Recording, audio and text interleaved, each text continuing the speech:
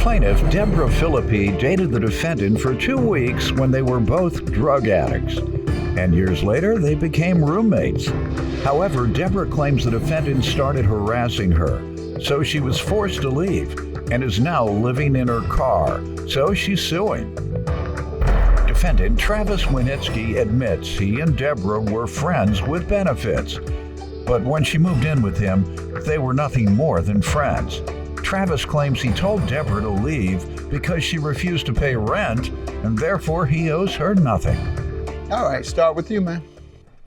All right, 2013, I was married, raised my kids clean and sober. I had 13 years. My husband left me and basically took everything from me.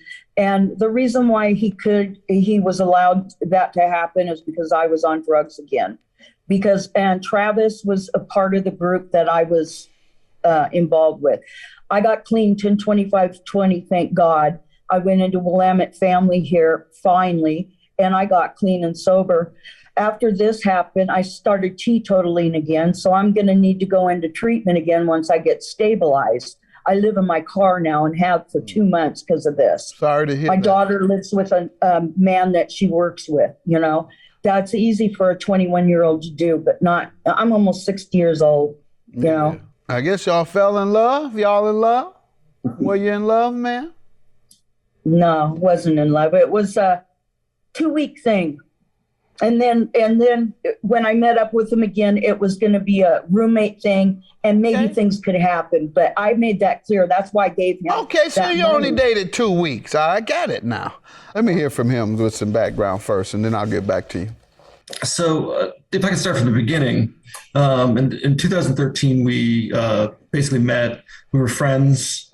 We spent some time together. We even, went out to eat a couple of times, things of that nature. I admit there was sort of a friends with benefits scenario that was taking place at that particular time.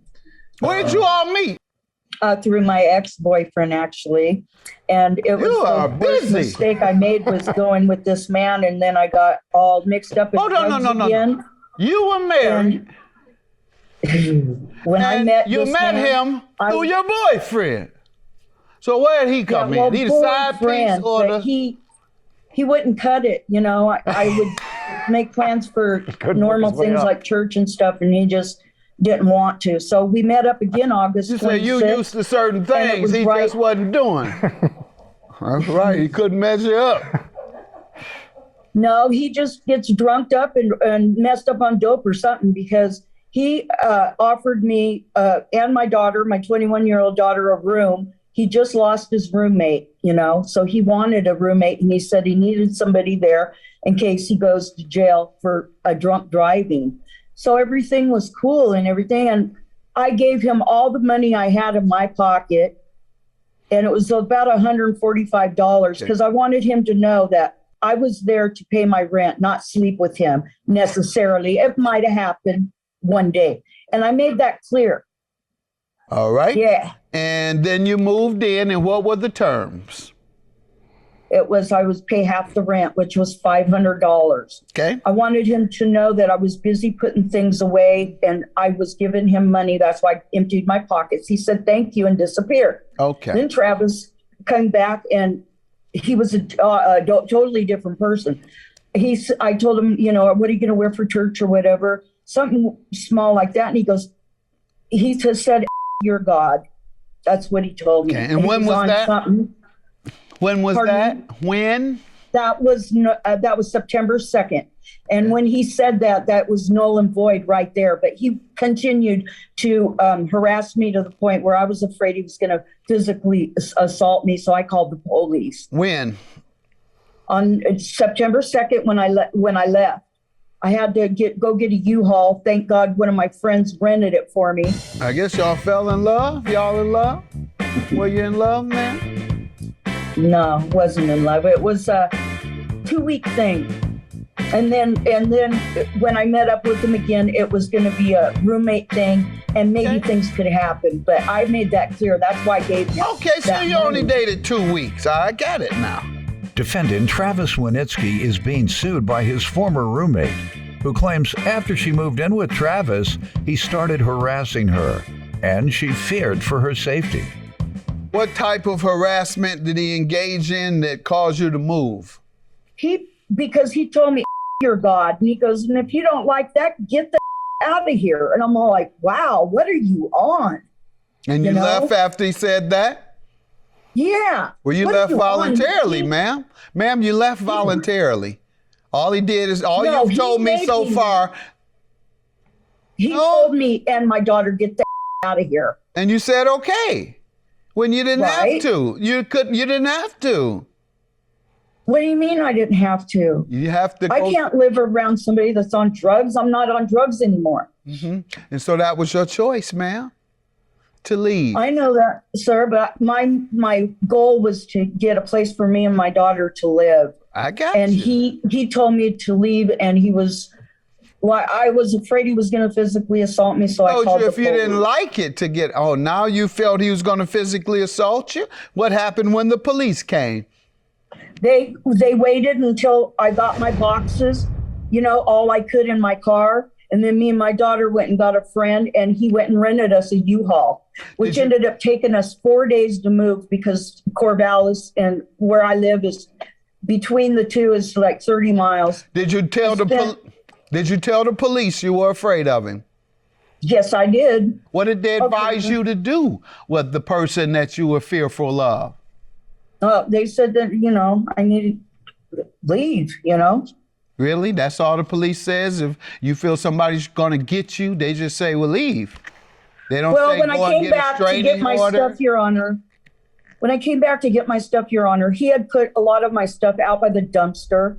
And this is by a college, so a lot of dumpster drivers. I guess. And then he was. No, that's just let me hear from you. Yeah, I'm sorry, ma'am. I'm going to have to hear from him now. All right. All right. Go ahead, sir. I mean, much of what she said is pretty accurate as far as the events went, but there was no violence and there was none of this. I asked her to leave at that point in time because I felt that she was using sex as a position for rent. She did pay me the $145 out of her pocket at that particular time, which I was appreciative of, and I really wanted to help her and her daughter out. She said the sex had stopped by the time she moved in. It had. We were friends in 2013 to about 2017, and in that period of time, we had some romantic, occasions. But you're saying when she moved in, sex was a factor. Well, we'd agreed that it wouldn't be. She specifically stated. And so, what did happen? What did happen? When she moved in? Yeah, how did she break her agreement? You're using sex as a defense. She wanted sex out of me. That's all I've heard, sir, is that she wants sex out of you. That's your defense. Sure. So that's all I've heard, so you got to explain it. Let me back it up a little bit further to the beginning. So at about 2021, after we were friends, I moved away in 2017, and then I moved back. And she just was driving along and saw me on the side of the road in 2021, probably August 26th, possibly about that date. It might have been a little bit earlier, a little bit later. So we got to talking, and she kind of explained her situation and said that she had, gone through treatment and she was doing better. And I really congratulated that because I've been there myself and been in a similar situation. So, and she had a 21-year-old daughter with her. And so I kind of empathized for her position. I really did. And I had just had a roommate that moved out. So it seemed that's why you put all my boxes out on the yard and threw cigarette butts in there, and it caught on fire. One of them. That's what you did. So go right ahead. You were in a blackout. You don't probably even remember. Go ahead. I remember pretty clearly, but you knew I was going to be homeless. That's enough, ma'am. Be quiet. Go ahead. So at that time, we kind of talked about it, and we discussed, the living situation that she could possibly move in with her daughter, and we'd agreed upon it. And she was very specific about no sex would be involved in it, and I would completely agree with that as well. We hadn't been in that sort of atmosphere. All right, but that's part of what you're saying now. So what did happen? Yes. So after I told her that rent would be due with no questions on the 1st. When she didn't have the money on the 1st, that morning I asked her if she had the money. She said she didn't have it. Then that's when she went into her wallet and got all the money that she and her daughter had, and she gave me the $145. And so I said I appreciated that, but she then told me that tomorrow she would have the remainder of the money because her money just had not come in yet. So I said that's great. And later that evening, she just seemed to act weird. Ma'am, be quiet. Go ahead. Okay. It just seemed to act weird. So I didn't really think much of it, but come the next day, I asked her if her money had cleared and gone through, and she didn't even remark on the question. She didn't even really answer the question. She just kind of started showing me this dress that she had. And I tried to get back on track, and it seemed like she was trying to just go a different direction. I knew her well enough to know that it didn't seem like I was going to get my money. And I felt like I'd just been played at that point in time, and it upset me. And I left at that time. And when I came back, I thought about it for a while. When I came back, I was upset, and I said, "You need to leave because this isn't going to work out." And she did. She left. You didn't say if you want to. Things outside for her to come and collect. So you didn't say you can leave if you want to. You said you leave. You told her to leave. Yeah. No, I didn't tell her to leave. I said, if you're not going to pay the money, then you have to leave. Yeah. Defendant Travis Winitsky is being sued by his former roommate, who claims after she moved in with Travis, he started harassing her, and she feared for her safety. And then what happened from there? When he told you you had to leave, what happened then, ma'am? You left on your own? Yes, we And left. the police and came? I got a friend to rent me a U-Haul, and we came back. We had to make 3 trips, 30 miles each way. It cost me a fortune. If it wasn't for my friends helping me, I don't know what I would have done. He probably would have burned my stuff and thrown it all in the trash. I wouldn't have burned it. And I also have after I decided to sue him instead of punch him in the face or something, I served him, and then he writes me this text message that we could just make it a couple $100 from me in writing and let bygones be bygones. That's my proof on page 1. Okay. That he's trying to give you some, you can just... Yeah, trying to give me a couple $100 $100. from me in writing. Sir, what do you mean by this? She shows me a text where you say you could just a couple of $100 from me in writing and bygones be bygones. Well, I think you're only seeing a portion of the text there of the conversation. Tell me the rest. So basically, after I'd received the letter that she was going through with the lawsuit, after this incident happened, I called her up and said, "Hey, let's just quash this. We don't need to go any further with it. It's maybe I did get a little bit overheated and upset, and maybe acted hastily." That's what I did tell her. I'll admit to that. But it in no way justified, going through with a lawsuit that I'm not liable for. I didn't feel that I was liable for. So I said, I'll try to be an adult about this situation. And if you want to meet me somewhere in the middle ground, maybe we can work this out without even going to court, and we can both just be done with it. All right. And $500 is the amount of your rent? Yes, sir. All right. And he evicted you illegally by any measure. Illegal eviction, you get twice as much as your rent in your state. So doubling the 500, you get 1,000 back, and then I will grant you the 1,000 for the emotional distress you suffered. Have a good day. Thank you so much, Judge. Thank God. Yeah.